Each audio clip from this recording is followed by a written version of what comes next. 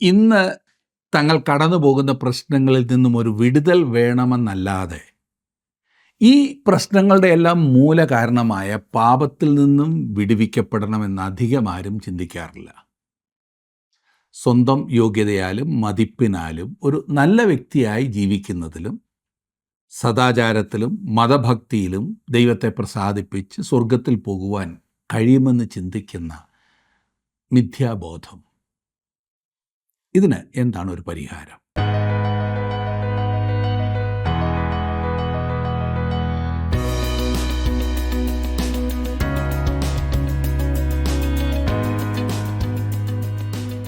ജീവസന്ദേശത്തിലേക്ക് സ്വാഗതം.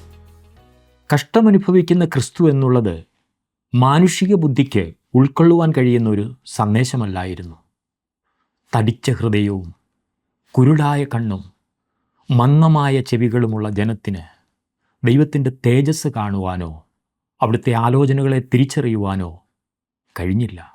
എന്നാൽ തൻ്റെ മുമ്പിൽ വച്ചിരുന്ന സന്തോഷമോർത്ത് അപമാനം അലക്ഷ്യമാക്കി ക്രൂശിനെ സഹിക്കുകയും ദൈവസിംഹാസനത്തിൻ്റെ വലത്തുഭാഗത്തിരിക്കുകയും ചെയ്ത ക്രിസ്തുവാകുന്നു ഈ അധ്യായത്തിൽ നിറഞ്ഞു നിൽക്കുന്നത്. യെശയ്യാപ്രവചനം 53 അധ്യായം 7 മുതൽ 12 വരെയുള്ള വാക്യങ്ങൾ.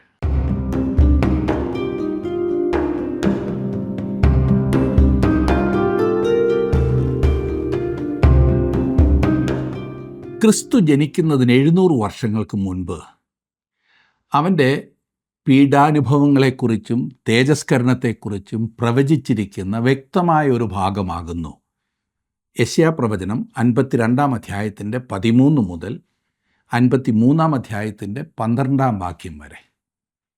ദൈവിക വാഗ്ദത്തങ്ങളിലും പ്രവചനങ്ങളിലും ക്രിസ്തുവിൻ്റെ വരവിനെക്കുറിച്ച് പ്രവചിച്ചിരിക്കുന്നതിനാൽ പഴയ നിയമത്തിൽ എല്ലായിടത്തും നാം ക്രിസ്തുവിനെ കാണുന്നു. അവിടുന്ന് രക്ഷകനാകുന്നു, മനുഷ്യരാശിക്കുള്ള ഒരേ ഒരു രക്ഷകൻ, സ്വർഗത്തിലേക്കുള്ള ഒരേ ഒരു വഴി. ദൈവം ഒരുവനേ ഉള്ളൂ, സകലത്തിൻ്റെയും സൃഷ്ടാവും വീണ്ടെടുപ്പുകാരനുമായ അവനെ തിരുവചനത്തിൽ വെളിപ്പെടുത്തിയിരിക്കുന്നു. അവിടുന്ന് ക്രിസ്തുവായി ലോകത്തിലേക്ക് വന്ന ഒരേ ഒരു രക്ഷകനാണ്.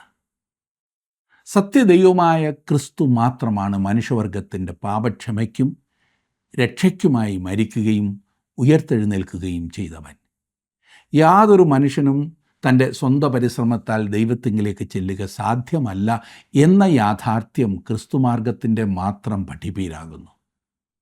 മനുഷ്യൻ്റെ സൽക്കർമ്മങ്ങൾ കൊണ്ടോ സദാചാരങ്ങൾ കൊണ്ടോ മതകർമ്മങ്ങൾ കൊണ്ടോ പാപക്ഷമയോ ആത്മരക്ഷയോ സ്വർഗമോ പ്രാപിക്കുക സാധ്യമല്ല എന്ന് ബൈബിൾ വ്യക്തമാക്കുന്നു.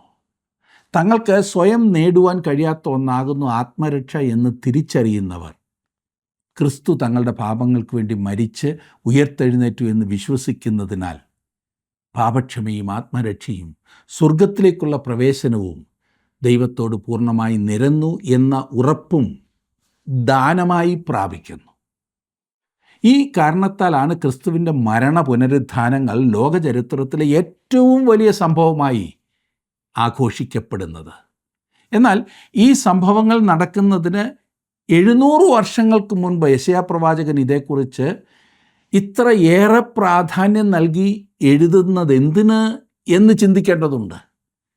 അതിന് ആദ്യം യഹൂദന്മാരുടെ ആ ചിന്താഗതി നാം മനസ്സിലാക്കണം. യഹൂദന്മാർ എന്നും മശിഹായ്ക്ക്, അതായത് അഭിഷക്തിനു വേണ്ടി കാത്തിരുന്നു. അതായത് അവരുടെ ഒരു രാജാവിന് വേണ്ടിയുള്ള കാത്തിരിപ്പ്. അവർക്ക് വലിയ മഹത്വം വാഗ്ദാനം ചെയ്തിരുന്നു. അവരുടെ പിതാവായിരുന്ന അബ്രഹാം മൂലം ഒരു രാഷ്ട്രമായി വലിയ സമൃദ്ധി അവർക്ക് വാഗ്ദാനം ചെയ്തിരുന്നു. ദൈവം അബ്രഹാമിനോട് ഒരു ഉടമ്പടി ചെയ്യുകയും അവൻ്റെ സന്തതികൾക്ക് അത് ഉറപ്പാക്കുകയും ചെയ്തു. ദൈവം ഒരു നാൾ ആ രാഷ്ട്രത്തെ രക്ഷിക്കുമെന്നും താൽക്കാലികമായും ആത്മീയമായും ആ രാഷ്ട്രത്തിന് മഹത്വം കൊണ്ടുവരുമെന്നും അവരിലൂടെ ലോകത്തെ മുഴുവൻ അനുഗ്രഹിക്കും എന്നുമുള്ളതായിരുന്നു ഈ പറഞ്ഞ ഉടമ്പടി. ഈ പറഞ്ഞ വാഗ്ദത്തം നിറവേറും എന്ന് അവർ കാത്തിരുന്നു. ഈ പറഞ്ഞ അനുഗ്രഹങ്ങളെല്ലാം ആ ജാതിക്ക് വരുവാൻ പോകുന്നത് ദാവീദിൻ്റെ വംശത്തിൽ പിറക്കുവാൻ പോകുന്ന ഒരു രാജകുമാരനിലൂടെ ആകും എന്നും അവൻ രാജാവായി മശിഹായായി അഭിഷിക്തനായി ഇസ്രായേലിന് ദൈവം വാഗ്ദത്തം ചെയ്ത സകല മഹത്വവും അനുഗ്രഹങ്ങളും കൊണ്ടുവരും എന്നും ദൈവം ദാവീദിന് ഉറപ്പ് നൽകി. ആ ജാതി അങ്ങനൊരു രാജാവിനായി കാത്തിരുന്നു. അവരെ അവരുടെ ശത്രുക്കളിൽ നിന്നും അവരുടെ മോശമായ സാഹചര്യങ്ങളിൽ നിന്നും കഷ്ടങ്ങളിൽ നിന്നും വിടുവിക്കുന്ന രാജാവ്. അവൻ ഈ പറഞ്ഞ സകല അനുഗ്രഹങ്ങളും നിവൃത്തിയാക്കുകയും അത് ലോകം മൊത്തം അനുഗ്രഹമായി മാറുകയും ചെയ്യും എന്ന വാഗ്ദത്തം. യഹൂദന്മാർ എല്ലാ തലമുറകളിലും ഈ പറഞ്ഞ രാജാവിനായി കാത്തിരിക്കുകയായിരുന്നു. അവരുടെ പിതാക്കന്മാർ തെരഞ്ഞെടുത്ത ഇസ്രായേലിൻ്റെ ആദ്യത്തെ രാജാവായ ശൗലിനെപ്പോലെ വ്യക്തിത്വമുള്ളവനും ശക്തനുമായ ഒരു രാജാവിനായിട്ടുള്ള കാത്തിരിപ്പായിരുന്നു അവരുടേത്. സൈന്യശക്തിയുള്ള രാജ്യങ്ങളെ പിടിച്ചടക്കുന്ന, ലോകം മുഴുവൻ ഭയത്തോടെ നോക്കുന്ന ഒരു രാജാവ്. അവർ വെറുക്കുന്നതിൽ നിന്നും അവരെ മോചിപ്പിച്ച്, അവർ എതിർക്കുന്നവയെ ഇല്ലാതാക്കി, അവരെ മഹത്വത്തിലേക്ക് നയിച്ച്, അവരുടെ ലോകത്തിൽ മുഴുവൻ സമാധാനവും നീതിയും സ്ഥാപിക്കുവാൻ ശക്തനായ രാജാവ്. അവർ വെറുക്കുന്നതിൽ നിന്നും അവരെ മോചിപ്പിച്ച്, അവർ എതിർക്കുന്നവയെ ഇല്ലാതാക്കി, അവരെ മഹത്വത്തിലേക്ക് നയിച്ച്, അവരിലൂടെ ലോകത്തിൽ മുഴുവൻ സമാധാനവും നീതിയും സ്ഥാപിക്കുവാൻ ശക്തനായ രാജാവ്. അവർ കാത്തിരിക്കേണ്ടത് എന്താകുന്നു എന്ന് അവർക്കറിയാമായിരുന്നു. കാരണം പ്രവാചകൻ പറഞ്ഞു, മശിഹ ഒരു മനുഷ്യൻ, സ്ത്രീയുടെ സന്തതിയായിരിക്കുമെന്ന്. അവൻ മനുഷ്യനായിരിക്കും, അതേസമയം ദൈവവും. അതെങ്ങനെ സാധിക്കും? അതിന് യെശയ്യാവ് തന്നെ ഒരു സൂചന നൽകി. കന്യക ഗർഭം ധരിച്ചൊരു മകനെ പ്രസവിക്കും. അതെ, കന്യകയിൽ നിന്നും ജനിക്കുന്ന ദൈവവും മനുഷ്യനുമായവൻ ഒരുവൻ, അവൻ അബ്രഹാമിൻ്റെ മകനായിരിക്കും. അതുകൊണ്ടാണ് അവൻ്റെ വംശാവലി നൽകിയിരിക്കുന്നത്. അവൻ ദാവീദിൻ്റെ രാജവംശത്തിൽ നിന്നുള്ളവനായിരിക്കും. അവൻ യഹൂദാ ഗോത്രത്തിൽ നിന്നുമായിരിക്കും വരുന്നത്. അവൻ ബേത്ലഹേം പട്ടണത്തിലായിരിക്കും ജനിക്കുന്നത്. അങ്ങനെ മശിഹായെ തിരിച്ചറിയുവാൻ അവർക്ക് ഏതാനും വിവരണങ്ങൾ നൽകിയിരുന്നു. അതുവെച്ച് നൂറ്റാണ്ടുകളായി അവർ കാത്തിരിക്കുകയായിരുന്നു. ഒടുവിൽ യേശുക്രിസ്തു വന്നു. അബ്രഹാമിൻ്റെ വംശത്തിൽ, ദാവീദിൻ്റെ കുലത്തിൽ, ബേത്ലഹേം പട്ടണത്തിൽ ഒരു കന്യകയിൽ ജാതനായി. ലോകം അന്നേ വരെ കണ്ടിട്ടോ കേട്ടിട്ടോ ഇല്ലാത്ത വാക്കുകളിലൂടെയും പ്രവർത്തനങ്ങളിലൂടെയും അവൻ അവൻ്റെ ദൈവത്വം വെളിപ്പെടുത്തി. ഇതാണ് വാഗ്ദത്ത മശിഹ എന്ന് തിരിച്ചറിഞ്ഞ് അവനെ അംഗീകരിക്കുവാൻ ആവശ്യമായ എല്ലാ തെളിവുകളും അവിടെ ഉണ്ടായിരുന്നു. എന്നാൽ അവർ പ്രതീക്ഷിച്ച ഗംഭീര പ്രകടനങ്ങളോ ആഘോഷങ്ങളോ അണികളോ സൈന്യശക്തിയോ അവനുണ്ടായിരുന്നില്ല. വഴിയരികിൽ പിറന്നു വീണ, പശുത്തൊട്ടിയിൽ കിടന്ന, സമൂഹത്തിലെ താഴേക്കിടയിലുള്ളവർ മാത്രം കാണുവാൻ വന്ന സാധാരണക്കാരൻ, ഒരു ചെറിയ ഗ്രാമത്തിൽ പാവപ്പെട്ട കുടുംബത്തിൽ ജീവിച്ച അവൻ്റെ സാധാരണ ജീവിതം ആരും അത്ര ഗൗരവമായി എടുക്കാത്ത ഒരു കൂട്ടത്തെ തെരഞ്ഞെടുത്ത് അവരെ അവൻ്റെ ദൂതുവാഹികളാക്കിയ ആ ജീവിതം. അവന് പദവിയോ സ്ഥാനമോ വലിയ വിദ്യാഭ്യാസമോ ഒന്നുമില്ലായിരുന്നു. ഉന്നതന്മാരെ അല്ല അവൻ സംഘടിപ്പിച്ചത്.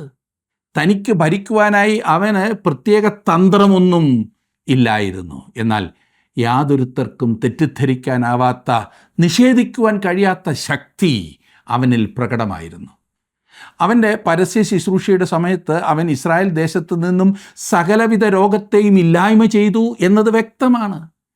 രോഗത്തിന്മേലും പിശാചുക്കളുടെ മേലും മരണത്തിന്മേലും പ്രകൃതിയുടെ മേലും അവൻ അധികാരമുണ്ടായിരുന്നു. അവൻ ചെയ്യണമെന്ന് അവർ ആഗ്രഹിച്ചത് അവൻ ചെയ്തില്ല. എന്നിരുന്നിട്ടും ഈ പറഞ്ഞ വലിയ ദിവ്യശക്തി അവൻ പ്രകടമാക്കി എന്നത് വാസ്തവമാണ്. ആയതിനാൽ ഒരു ദിവസമെങ്കിലും അവർ അവനെ രാജാവായി അംഗീകരിക്കുകയും അവൻ വിജയോത്സവത്തോടെ യെരൂശലേമിലേക്ക് വരികയും ചെയ്തതായി നാം വായിക്കുന്നു. അവൻ ചെയ്ത അത്ഭുതങ്ങളുടെ, പ്രത്യേകിച്ച് മരിച്ച ലാസറിനെ ഉയർപ്പിച്ചതിൻ്റെ പശ്ചാത്തലത്തിൽ ആ ജനം അവനെ രാജാവായും അവരുടെ മശിഹായായും അംഗീകരിച്ച് പുകഴ്ത്തിപ്പാടി. ലക്ഷക്കണക്കിന് ആളുകൾ യെരൂശലേമിൽ പെസഹ ആചരിക്കുവാൻ വന്നിരുന്ന ആ സമയം അവൻ്റെ മേൽ അല്പം സമ്മർദ്ദം ചെലുത്തിയാൽ പെട്ടെന്നൊരു സൈന്യത്തെ ഉണ്ടാക്കി അവൻ അവരെ റോമിൻ്റെ അടിമത്തത്തിൽ നിന്നും മോചിപ്പിക്കുമെന്ന് അവർ കരുതി. അങ്ങനെ അവർ അവനെ അവരുടെ മശിഹ ആയി ഉയർത്തി. എന്നാൽ തൻ്റെ രാജകീയ പ്രവേശനത്തിൻ്റെ അടുത്ത ദിവസം അവൻ യെരുശലേമിലേക്ക് വന്ന് യഹൂദന്മാരെ ആക്രമിക്കുവാൻ തുടങ്ങി. റോമിനെതിരെ അല്ലായിരുന്നു അവൻ്റെ ആക്രമണം അഴിച്ചുവിട്ടത്, പിന്നെയോ യഹൂദ മതത്തെയും യഹൂദ ജാതിയെയും അവൻ ആക്രമിച്ചു. അവരുടെ മതത്തിൻ്റെ ശിരാകേന്ദ്രമായിരുന്ന ദൈവാലയത്തിൽ നടന്നിരുന്ന അനാചാരങ്ങളെ അവൻ പുറത്താക്കി. യഹൂദ മതത്തിൻ്റെ തലപ്പത്തിരുന്നവരുടെ അഴിമതി അവൻ തുറന്നു കാട്ടി. റോമാക്കാരെ അവൻ ഒന്നും പറഞ്ഞില്ല. നേരത്തെ തന്നെ ഒരു രാജാവിനെ പോലെ പെരുമാറാഞ്ഞതിനാൽ അവർക്ക് അവൻ്റെ മേൽ സംശയമുണ്ടായിരുന്നു. അവനെ രാജാവാക്കുവാൻ അവർ ശ്രമിച്ചപ്പോൾ അവൻ മാറിപ്പോയതിനാൽ അവർ ആകെ മുഷിഞ്ഞിരിക്കുകയായിരുന്നു. അങ്ങനെ അവർ അവനെതിരെ തിരിയും. ആ ഒരാഴ്ച മുഴുവൻ അവൻ യഹൂദന്മാരുടെ തെറ്റായ ഉപദേശങ്ങളെ പൊളിച്ചു കാണിക്കുകയും ദൈവാലയത്തിൽ കൂടി വന്ന ജനത്തെ സത്യം പഠിപ്പിക്കുകയും ചെയ്തു. വെള്ളിയാഴ്ച ആയപ്പോഴേക്കും മതനേതാക്കന്മാരുടെ പിൻബലത്തിൽ ജനം ക്രിസ്തുവിനെതിരായി തിരിയുകയും അവനെ ക്രൂശിക്ക എന്ന് ആക്രോശിക്കുകയും ചെയ്തു. അവനെ റോമാക്കാർ ക്രൂശിക്കുകയും ചെയ്തു. ഇസ്രായേലിൻ്റെ വീണ്ടെടുപ്പുകാരനാകുന്നു അവനെന്ന് ജനം ചിന്തിച്ചെങ്കിലും അവർ ചിന്തിച്ച യോഗ്യത അവനിലില്ലായിരുന്നു. പ്രശ്നം എന്തായിരുന്നു? യഹൂദ മതവും ലോകത്തിലെ മറ്റേതൊരു മതം പോലെ ഒരു പാഷാണ മതമായി തീർന്നു. കള്ളവും വഞ്ചനയും നിറഞ്ഞ മതമായി. സ്വന്തം യോഗ്യതയാലും മതിപ്പിനാലും ഒരു നല്ല വ്യക്തിയായി ജീവിക്കുന്നതിനാലും സദാചാരത്താലും മതഭക്തിയാലും ദൈവത്തെ പ്രസാദിപ്പിച്ച് സ്വർഗത്തിൽ പോകുവാൻ കഴിയുമെന്ന് ചിന്തിക്കുന്ന മിഥ്യയുടെ പുറകെ പോകുന്നവർ. അതായിരുന്നു അവരുടെ മതം. ഉള്ളത് പറഞ്ഞാൽ അവർക്കൊരു രക്ഷകനെ ആവശ്യമെന്ന് അവർ കരുതിയില്ല. ഇതാ ലോകത്തിൻ്റെ പാപം ചുമക്കുന്ന ദൈവത്തിൻ്റെ കുഞ്ഞാട് എന്ന് ക്രിസ്തുവിനെ ചൂണ്ടിക്കാണിച്ചുകൊണ്ട് യോഹന്നാൻ സ്നാപകൻ പറഞ്ഞിട്ട് പോലും അവർ അവനെ അംഗീകരിച്ചില്ല. ക്രിസ്തുവിൻ്റെ പരമയാഗത്തെ ചൂണ്ടിക്കാണിക്കുന്ന യാഗങ്ങൾ അവർക്ക് വെറും അർത്ഥമില്ലാത്ത ആചാരങ്ങൾ മാത്രമായി തീർന്നു. അവർക്കൊരു രക്ഷകനെ ആവശ്യമില്ല എന്നാണ് അവർ കരുതിയത്. അവർ അവരുടെ പ്രവൃത്തികളാൽ നീതീകരിക്കപ്പെട്ടു എന്ന് ചിന്തിച്ചതിനാൽ പിന്നെ പാപത്തിൽ നിന്നും മോചനം ആവശ്യമില്ല എന്നവർ കരുതി. ആകെ വേണ്ടിയിരുന്നത് ശത്രുക്കളുടെ അടിമത്തത്തിൽ നിന്നും അവർ അനുഭവിക്കുന്ന കഷ്ടങ്ങളിൽ നിന്നുമുള്ള വിടുതൽ മാത്രമായിരുന്നു. അവരുടെ പാപത്തിൻ്റെ ശിക്ഷയായി അവരുടെ മേൽ വരുവാൻ പോകുന്ന ദൈവന്യായവിധിയിൽ നിന്നും രക്ഷിക്കുന്ന രക്ഷകനെ അവർക്ക് ആവശ്യമായി തോന്നിയില്ല. അവർ അബ്രഹാമിൻ്റെ മക്കളല്ലേ, തങ്ങൾ സുരക്ഷിതരാകുന്നു എന്നവർ ചിന്തിച്ചു. അവർ വാഗ്ദത്ത സന്തതിയാകുന്നു. അവർ യേശുവിനെ തള്ളിക്കളഞ്ഞു. സത്യമെന്തെന്നാൽ യേശു ആകുന്നു രാജാവ്. അവൻ രാജാവായിട്ട് വന്നു. എന്നാൽ തൻ്റെ ജനത്തിന് രക്ഷ നൽകാത്തിടത്തോളം തൻ്റെ രാജ്യം അതിൻ്റെ സകല വാഗ്ദാനങ്ങളോടും പൂർണ്ണതയിൽ സ്ഥാപിക്കുവാൻ സാധ്യമല്ല എന്നവൻ അറിയാമായിരുന്നു. അവൻ്റെ രാജ്യം രക്ഷയുടെ രാജ്യമാകുന്നു. പാപത്തിൽ നിന്നും മോചനം പ്രാപിച്ചവർ മാത്രമാണ് അവൻ്റെ രാജ്യത്തിലെ പ്രജകൾ. പാപത്തിൻ്റെ വില നൽകാത്തിടത്തോളം ഇസ്രായേലിനോ മറ്റാർക്കാനമോ ഒരു രാജ്യം സാധ്യമല്ല. അവരെ അവരുടെ ശത്രുക്കളിൽ നിന്നും അവരുടെ വ്യത്യസ്തമായ സാഹചര്യങ്ങളിൽ നിന്നും വിടുവിക്കപ്പെടണമെങ്കിൽ ആദ്യം അവർ പാപത്തിൻ്റെ ശിക്ഷയിൽ നിന്നും മോചിപ്പിക്കപ്പെടണം. അതിനാലാകുന്നു അവൻ മരിക്കേണ്ടിയിരുന്നതും ഉയർക്കേണ്ടിയിരുന്നതും. അതത്ര സുവിശേഷം. ആ ദൂതാണ് അവൻ പ്രസംഗിച്ചത്. അപ്പോസ്തലന്മാരും ആദിമ സഭാപിതാക്കന്മാരും എല്ലാം പ്രസംഗിച്ചത് അതുതന്നെയാണ്. ഇന്നോളം ക്രിസ്തീയ സഭ പ്രസംഗിക്കുന്നതും അതത്രേ. യഹൂദന്മാർക്കത് വിശ്വസിക്കുവാൻ ആവശ്യമായ എല്ലാ സംവിധാനങ്ങളും ഉണ്ടായിരുന്നു. അവരുടെ ആരാധനകളും യാഗങ്ങളും എല്ലാം വിരൽ ചൂണ്ടിയിരിക്കുന്നത് ആ മഹൽ സത്യത്തിലേക്കായിരുന്നു. എന്നാൽ അത് അംഗീകരിക്കുവാൻ കഴിയാത്തതുപോലെ അവർ മുൻവിധിയിൽ അന്ധരായിരുന്നു. അതൊന്നും മനസ്സിലാക്കുവാൻ കഴിഞ്ഞില്ല. എങ്കിലും അവർക്ക് യെശയ്യാപ്രവചനം 52, 53 അധ്യായങ്ങളെങ്കിലും ശ്രദ്ധിക്കാമായിരുന്നു. അവർ അവനെ തള്ളിക്കളഞ്ഞതിൻ്റെ കാരണമാകുന്നു യെശയ്യാപ്രവചനം 53 അധ്യായത്തിൻ്റെ 2-ാം വാക്യത്തിൽ നാം വായിക്കുന്നത്. അവൻ ഏതെങ്കിലും വിധത്തിൽ പ്രധാനപ്പെട്ടതാകുന്നു എന്ന് ഞങ്ങൾ കണ്ടില്ല. ഇവിടെ നാം വായിക്കുന്നത് അവൻ ഇളയ തൈ പോലെയും വരണ്ട നിലത്ത് നിന്ന് വേർമുളയ്ക്കുന്നത് പോലെയും വളരും എന്ന് പറഞ്ഞാൽ കൃഷിക്കാരൻ നടാത്ത സസ്യമായിട്ടാണ് ഞങ്ങൾ അവനെ കണ്ടത്. അവൻ്റെ ജനനം വിവാദപരമായ ഒരു പശ്ചാത്തലത്തിലായിരുന്നു. അവൻ വന്നത് യാതൊരു പ്രാധാന്യവുമില്ലാത്ത ഒരു പട്ടണത്തിൽ നിന്നുമായിരുന്നു. നസ്രയത്തിൽ നിന്നും വല്ല നന്മയും വരുമോ? അവൻ്റെ കുടുംബം യാതൊരു പ്രാധാന്യമില്ലാത്തതായിരുന്നു. അവൻ വെറുമൊരു തച്ചൻ്റെ മകനായി ജനിച്ചു. അവന് വിദ്യാഭ്യാസമില്ലായിരുന്നു. ആകർഷകമായ ഒരു പശ്ചാത്തലവും അവനുണ്ടായിരുന്നില്ല. ഇളയ തൈ പോലെ വരണ്ട നിലത്തു നിന്നും മുളയ്ക്കുന്ന ചെടി പോലെ ആരും ഗണ്യമാക്കുവാൻ ഒന്നുമില്ലാതിരുന്നവൻ. അതുമാത്രമല്ല, അവൻ വളർന്നപ്പോൾ അവനിൽ കുലീനത്വം ഒന്നും കാണുവാനില്ലായിരുന്നു. ആകർഷിക്കത്തക്ക ഒരു രൂപമായിരുന്നില്ല അവൻ്റേത്. ഒടുവിൽ അവൻ്റെ അവസാനമോ നാം വായിക്കുന്നു, അവൻ മനുഷ്യരാൽ നിന്ദിക്കപ്പെട്ടു, ത്യജിക്കപ്പെട്ടു വരുന്നു. എബ്രായ ഭാഷയിൽ ഇങ്ങനെ മനുഷ്യർ പറയുമ്പോൾ അത് പൊതുവെ പറയുന്നതല്ല. മനുഷ്യരാൽ എന്ന് പറയുമ്പോൾ നേതാക്കന്മാരെ ഉദ്ദേശിച്ച, പ്രധാനപ്പെട്ട ആരും അവന് വില കൽപ്പിച്ചിട്ടില്ല. ഒടുവിൽ അവൻ മുഴുവനും വ്യസനപാത്രമായും രോഗം ശീലിച്ചവനായും ഇരുന്നു. വിരൂപമാക്കപ്പെട്ട ഒരുവനായിരുന്നതിനാൽ അവനെ നോക്കുവാൻ പോലും ആരും കൂട്ടാക്കിയിരുന്നില്ല. അവിടുന്ന് ഒരു ദുഃഖപുത്രനായിരുന്നു. ആരും അവനെ ആദരിച്ചില്ല, ആരും അവനെ മാനിച്ചില്ല. അതെ, പ്രധാനപ്പെട്ട ആരും അവനെ ഗണ്യമാക്കിയില്ല. വിലയുള്ള ആരും അവൻ്റെ കൂട്ടത്തിൽ ഉണ്ടായിരുന്നില്ല എന്ന് ചുരുക്കം. അവൻ്റെ കൂടെ നടന്നവരിൽ 7 പേർ മുക്കുവന്മാരായിരുന്നു. ബാക്കിയുള്ളവർ ഗലീലയിൽ നിന്നുമുള്ള പഠിപ്പില്ലാത്തവരായിരുന്നു.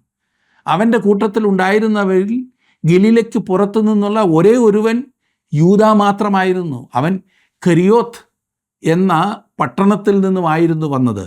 അവനെ ബാക്കിയുള്ളവർ തള്ളിയതിനാൽ ഞങ്ങൾ അവരുടെ നേതാവിനെ തള്ളിക്കളഞ്ഞു എന്നതായിരുന്നു യഹൂദന്മാരുടെ ഭാഷ്യം.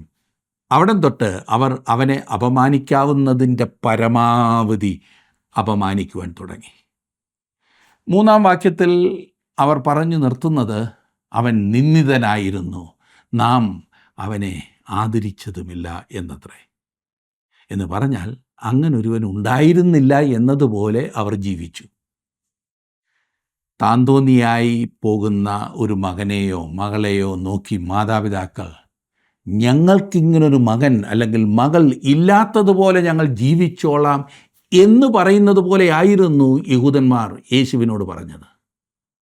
4-ാം വാക്യത്തിൽ നാം വായിക്കുമ്പോൾ യഹൂദന്മാരുടെ ഏറ്റുപറച്ചിലാകുന്നു നാം കാണുന്നത്. ഹൃദയഭേദകമായ ഏറ്റുപറച്ചിൽ. കാരണം നൂറ്റാണ്ടുകളായി അവർ അവനോട് കാണിച്ചത് ഭയാനകമായ അന്യായമായിരുന്നു. ഇപ്പോൾ അവർ പ്രകാശം കാണുവാൻ തുടങ്ങി.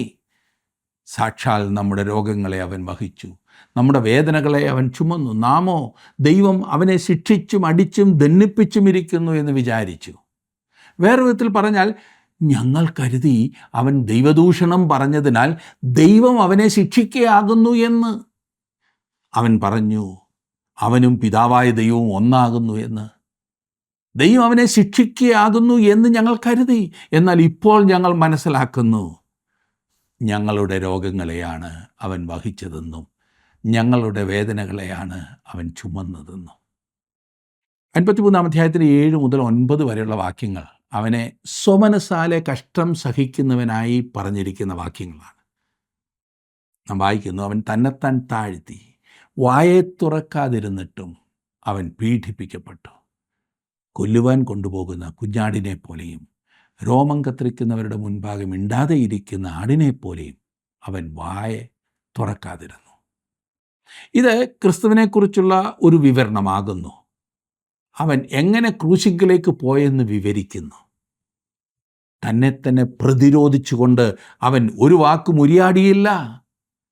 അവൻ നിശബ്ദനായി നിന്നു. അവൻ നിശബ്ദനായിരിക്കുമെന്ന് 700 വർഷങ്ങൾക്ക് മുൻപ് പ്രവാചകൻ എങ്ങനെ ഗ്രഹിച്ചു? ഇത് ആശ്ചര്യമായിരിക്കുന്നില്ലേ? നിരപരാധികൾ കഷ്ടപ്പെടേണ്ടി വരുമ്പോൾ അവർ തങ്ങളുടെ നിരപരാധിത്വം വിളിച്ചു കൂവും. ഇയ്യോബിൻ്റെ കരച്ചിൽ തന്നെ നാം കാണുന്നു. ദൈവമേ, നീ എന്നോട് ഇങ്ങനെ ചെയ്തതെന്തിന് എന്ന് ഇയ്യോബ് ചോദിക്കുന്നു. കുറ്റം ചെയ്തവരാണെങ്കിൽ കഷ്ടപ്പെടേണ്ടി വരുമ്പോൾ അവർ പാപക്ഷമയ്ക്കായും കരുണയ്ക്കായും കരഞ്ഞുകൊണ്ടേയിരിക്കും. ദാവീദിൻ്റെ കരച്ചിൽ നാം വായിക്കുന്നു 51-ാം സങ്കീർത്തനത്തിലും 32-ാം സങ്കീർത്തനത്തിലും. ദൈവമേ, നിർമ്മലമായ ഒരു ഹൃദയം എന്നിൽ സൃഷ്ടിക്കണമേ എന്നവൻ നിലവിളിച്ചു. കഷ്ടങ്ങളിൽ നിശബ്ദരായിരിക്കുക അസാധ്യമാകുന്നു. ക്രൂരമായ പീഡനം അനുഭവിക്കേണ്ടി വരുമ്പോൾ ക്രിസ്തു ഉരിയാടാതിരുന്നത് ഗത്സമനയിലെ അവൻ്റെ പ്രാർത്ഥനയുടെ ഉത്തരമാകുന്നു. അവിടെ അവൻ പ്രാർത്ഥിച്ചു, പിതാവേ, കഴിയുമെങ്കിൽ ഈ പാനപാത്രം എങ്കിൽ നിന്ന് നീക്കണമേ, എങ്കിലും എൻ്റെ ഇഷ്ടമല്ല, നിൻ്റെ ഇഷ്ടം നിറവേറണമേ. ജീവിതത്തിൽ കഷ്ടങ്ങളിലൂടെ പോകേണ്ടി വരുമ്പോൾ നമുക്ക് നിശബ്ദമായിരിക്കുവാൻ കഴിയുന്നത് നമ്മെക്കുറിച്ചുള്ള ദൈവേഷ്ടം തിരിച്ചറിയുമ്പോൾ മാത്രമാകുന്നു. 8-ാം വാക്യത്തിൽ നാം വായിക്കുന്നു, അവൻ പീഡനത്താലും ശിക്ഷാവിധിയാലും എടുക്കപ്പെട്ടു, ജീവനുള്ളവരുടെ ദേശത്തു നിന്ന് അവൻ ഛേദിക്കപ്പെട്ടു എന്നും എൻ്റെ ജനത്തിൻ്റെ അതിക്രമ നിമിത്തം അവന് ദണ്ഡനം വന്നു എന്നും അവൻ്റെ തലമുറയിൽ ആർ വിചാരിച്ചു. പീഡനത്താലും ശിക്ഷാവിധിയാലും എടുക്കപ്പെട്ടു എന്നത് ശിക്ഷാവിധിയെ കുറിക്കുന്നതാണ്, അല്ലെങ്കിൽ ന്യായവിധിയെ കുറിക്കുന്നതാണ്. അവൻ മരിച്ചു കാണുവാൻ യഹൂദന്മാർ ആഗ്രഹിച്ചു, റോമാക്കാർ അതുതന്നെ ആഗ്രഹിച്ചു. ജീവനുള്ളവരുടെ ദേശത്തു നിന്ന് എൻ്റെ ജനത്തിൻ്റെ അതിക്രമം നിമിത്തം അവൻ ഛേദിക്കപ്പെട്ടു. ഈ അധ്യായത്തിൽ പ്രവാചകൻ വീണ്ടും വീണ്ടും മനുഷ്യൻ്റെ പാപത്തിൻ്റെ പരിഹാരത്തിനായി ക്രിസ്തു വരിച്ച പ്രായശ്ചിത്ത മരണത്തെക്കുറിച്ച് പറയുന്നു. അവൻ നമ്മുടെ സ്ഥാനത്ത് മരിച്ചു. 8-ാം വാക്യത്തിലാണ് ആദ്യമായി അവൻ്റെ മരണത്തെ സൂചിപ്പിക്കുന്നത്. ഇത് ശ്രദ്ധിച്ചോ, എൻ്റെ ജനത്തിൻ്റെ അതിക്രമം നിമിത്തം ജീവനുള്ളവരുടെ ദേശത്തു നിന്നും അവൻ ഛേദിക്കപ്പെട്ടു. ആരാണിത് അവനോട് ചെയ്യുന്നത്? 10-ാം വാക്യത്തിൽ നാം വായിക്കുന്നു, എന്നാൽ അവനെ തകർത്ത് കളവാൻ യഹോവയ്ക്ക് ഇഷ്ടം തോന്നി, അവന് കഷ്ടം വരുത്തി, അവൻ്റെ പ്രാണനൊരു അകൃത്യയാഗമായി തീർന്നിട്ട് അവൻ സന്തതിയെ കാണുകയും ദീർഘായുസ് പ്രാപിക്കുകയും യഹോവയുടെ ഇഷ്ടം അവൻ്റെ കയ്യാൽ സാധിക്കുകയും ചെയ്യും. റോമാക്കാരാണോ യേശുവിനെ കൊന്നത്? സത്യത്തിൽ അവർ കൊല്ലുന്നതിൻ്റെ ഏജൻറ്റുമാർ മാത്രമായിരുന്നു. യഹൂദന്മാരാണോ യേശുവിനെ കൊന്നത്? അല്ലല്ലോ, യഥാർത്ഥത്തിൽ അവരുമല്ല. ആരാണ് യേശുവിനെ തകർത്തത്? യഹോവ. അവൻ ദൈവത്തിൻ്റെ കുഞ്ഞാടായിരുന്നു. അങ്ങനെയാണ് യോഹന്നാൻ സ്നാപകൻ അവനെ പരിചയപ്പെടുത്തിയത്. യഹോവ ക്രിസ്തുവിനെ ഒരു അകൃത്യയാഗമായി അർപ്പിച്ചു. അവൻ്റെ മരണത്തിന് ശേഷമുള്ളതാണ് 9-ാം വാക്യത്തിൽ കാണുന്നത്. അവൻ സാഹസം ഒന്നും ചെയ്യാതെയും അവൻ്റെ വായിൽ വഞ്ചനയൊന്നും ഇല്ലാതെയും ഇരുന്നിട്ടും അവർ അവന് ദുഷ്ടന്മാരോടുകൂടെ ശവക്കുഴി കൊടുത്തു. എന്താണിതിൻ്റെ അർത്ഥം? ആ കാലത്ത് കുറ്റവാളികളെ യെരുശലേമിൻ്റെ പിൻവശത്തുള്ള ഹിന്നോം താഴ്വരയിലേക്ക് എറിയുകയായിരുന്നു പതിവ്. പട്ടണത്തിലെ സകല മാലിന്യവും കൂട്ടിയിട്ട് തീ കത്തിച്ചിരുന്ന സ്ഥലമായിരുന്നു ഹിന്നോം താഴ്വര. അവിടെ തീ ഒരിക്കലും അണഞ്ഞിരുന്നില്ല. ക്രൂശിൽ തറച്ചു കൊല്ലുന്ന കുറ്റവാളികളുടെ ശവം സാധാരണ ക്രൂശിൽ തന്നെ ഇട്ടേക്കുകയായിരുന്നു പതിവ്. കഴുകൻ കൊത്തിപ്പറിക്കുവാനും ജന്തുക്കൾ തിന്നുവാനും അതവിടെ കിടക്കും. യേശുവിനും അതുതന്നെയാണ് സംഭവിക്കേണ്ടിയിരുന്നത്. അന്നൊക്കെ ഈ ക്രൂശിക്കപ്പെട്ട കുറ്റവാളികളുടെ ശവശരീരം കഴുകനും ഒക്കെ തിന്നതിൻ്റെ ബാക്കി ഹിന്നോം താഴ്വരയിലേക്ക് എറിയുമായിരുന്നു. 2 കള്ളന്മാരുടെ നടുവിൽ ക്രൂശിക്കപ്പെട്ട ക്രിസ്തുവിൻ്റെ ശരീരവും ഈ പറഞ്ഞ തെമ്മാടിക്കുഴിയിൽ ഇടുവാനാകുന്നു അവർ പരിപാടിയിട്ടത്. എന്നാൽ ആശ്ചര്യകരമായി ചിലത് സംഭവിച്ചു. അവൻ്റെ മരണത്തിൽ അവൻ സമ്പന്നന്മാരോടുകൂടെ ആയിരുന്നു. അരിമത്യക്കാരനായ യോസഫ് ക്രിസ്തുവിൻ്റെ ശരീരം ചോദിച്ചു വാങ്ങി ഒരു പുതിയ കല്ലറയിൽ സംസ്കരിച്ചു. ഈ പറഞ്ഞ ചെറിയ വിവരം പോലും 700 വർഷങ്ങൾക്ക് മുൻപ് കൃത്യമായി പറഞ്ഞിരിക്കുന്നത് ശ്രദ്ധിച്ചോ. മരിച്ചവരിൽ നിന്നുള്ള അവൻ്റെ പുനരുത്ഥാനത്തെക്കുറിച്ചും പറഞ്ഞിരിക്കുന്നത് ശ്രദ്ധിക്കുക. 10-ാം വാക്യത്തിൽ അവൻ സന്തതിയെ കാണുമെന്ന്.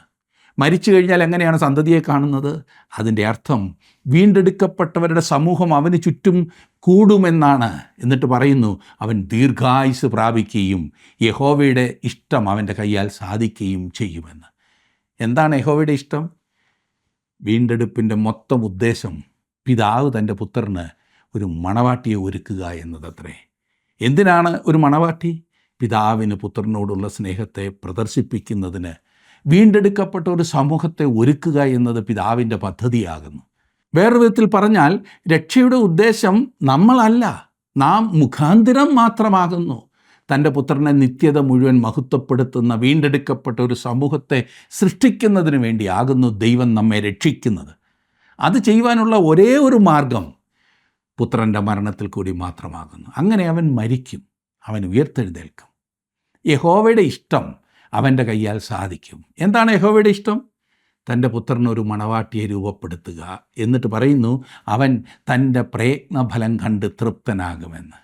വീണ്ടെടുപ്പ് ചരിത്രത്തിൻ്റെ അവസാനം വീണ്ടെടുക്കപ്പെട്ട സകലരെയും എല്ലാ കാലത്തേക്കുമായി ക്രിസ്തുവിൻ്റെ ചുറ്റും കൂട്ടുമ്പോൾ പിതാവ് തൃപ്തനാകും, പുത്രനായ ക്രിസ്തു തൃപ്തനാകും. അതത്ര യഹൂദന്മാർ ചെയ്യുന്ന ഏറ്റുപറച്ചിൽ. അവർ ക്രിസ്തുവിൻ്റെ ദൈവത്വം ഏറ്റുപറയും, മനുഷ്യത്വം ഏറ്റുപറയും, അവനെ തള്ളിയത് ഏറ്റുപറയും. അവരുടെ നീതീകരണത്തിനായി ക്രിസ്തു സഹിച്ച പ്രായശ്ചിത്തം, മരണം എല്ലാം അവർ ഏറ്റുപറയും. അവർ ക്രിസ്തുവിൻ്റെ ഉയർത്തെഴുന്നേൽപ്പും പിതാവിൻ്റെ സന്നിധിയിൽ മധ്യസ്ഥ അണയ്ക്കുന്നതും ക്രിസ്തുവിനെ മഹിമപ്പെടുത്തുന്നതും ലോകസ്ഥാപനത്തിന് മുൻപ് തിരഞ്ഞെടുക്കപ്പെട്ടവർ എല്ലാം ദൈവപുത്രൻ്റെ ചുറ്റും എന്നേക്കുമായി കൂടും എന്നതും ഏറ്റുപറയും. അത് യഹൂദന്മാരുടെ ഏറ്റുപറച്ചിലല്ലേ എന്ന് നിങ്ങൾ ചോദിച്ചേക്കാം. അത് ശരിയാണ്. 11-ാം വാക്യത്തിൽ ദൈവം സംസാരിക്കുന്നത് നോക്കിക്കേ. അവൻ തൻ്റെ പ്രയത്നഫലം കണ്ട് തൃപ്തനാകും. നീതിമാനായ എൻ്റെ ദാസൻ തൻ്റെ പരിജ്ഞാനം കൊണ്ട് പലരെയും നീതീകരിക്കും. അവരുടെ അകൃത്യങ്ങളെ അവൻ വഹിക്കും.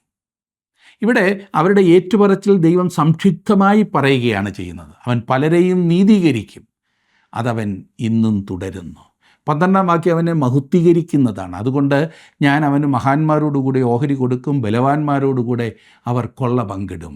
ആരെക്കുറിച്ചാണ് ഇവിടെ പറയുന്നത്? ആരാണ് ഈ മഹാന്മാരും ബലവാന്മാരും? അതെ, അത് നമ്മെക്കുറിച്ചാണ്. അതെ, അവൻ്റെ രക്ഷയുടെ ശക്തിയാൽ നാം മഹാന്മാരും ബലവാന്മാരും ആയതാണ്. ഇതേ കാര്യമാകുന്നു പൗലോസ് റോമർക്ക് എഴുതിയ ലേഖനം 8-ാം അധ്യായത്തിൻ്റെ 17-ാം വാക്യത്തിൽ പറയുന്നത്, നാം ദൈവത്തിൻ്റെ അവകാശികളും ക്രിസ്തുവിന് കൂട്ടവകാശികളും ആകുന്നു എന്ന്. എങ്ങനെയാണ് കൊള്ള പങ്കിടുന്നത്? തൻ്റെ വീണ്ടെടുപ്പിലൂടെ ക്രിസ്തു വിജയകരമായി നേടിയ സകല സമ്പത്തും സകല കൊള്ളയും, അവൻ നേടിയെടുത്ത എല്ലാ വിജയങ്ങളും അവൻ നിങ്ങളോടും എന്നോടും പങ്കിടും. ചില ആളുകൾ ചിന്തിക്കാറുണ്ട് ക്രിസ്തു ഒരു രക്തസാക്ഷിയായിട്ടാണ് മരിച്ചതെന്ന്. യേശു മരിച്ച വിധവും രക്തസാക്ഷികൾ മരിക്കുന്ന വിധവും ഞാൻ പറയാം. രക്തസാക്ഷികൾ ആശ്വാസത്തോടെ മരിക്കും.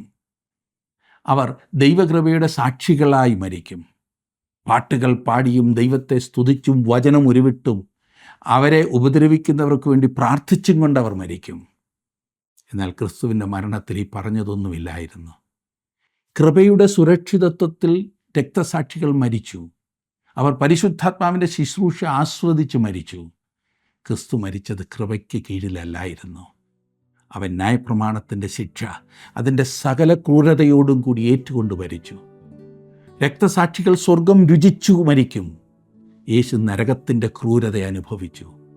അങ്ങനെ നമ്മെ സ്വർഗീയ മഹത്വത്തിലേക്കും ഓഹരിയിലേക്കും ചേർക്കുവാൻ അവന് സാധിച്ചു. താങ്കളുടെ ജീവിതത്തിൽ ഈ ക്രിസ്തുവിനെ അനുഭവിച്ചറിയുവാൻ സാധിച്ചിട്ടുണ്ടോ? ദൈവം അതിനായി നിങ്ങളെ സഹായിക്കട്ടെ.